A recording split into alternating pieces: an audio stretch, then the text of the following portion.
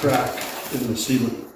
This is where I like to pull out 5. This stuff hardens and sets up in 5 minutes.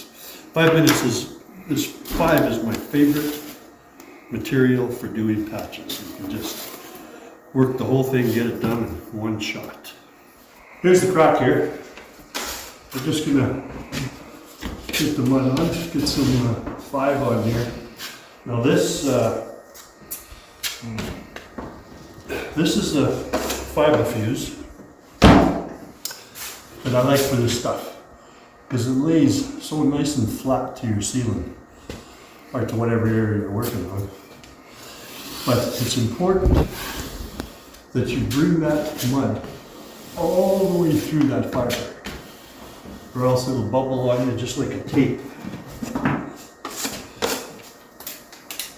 So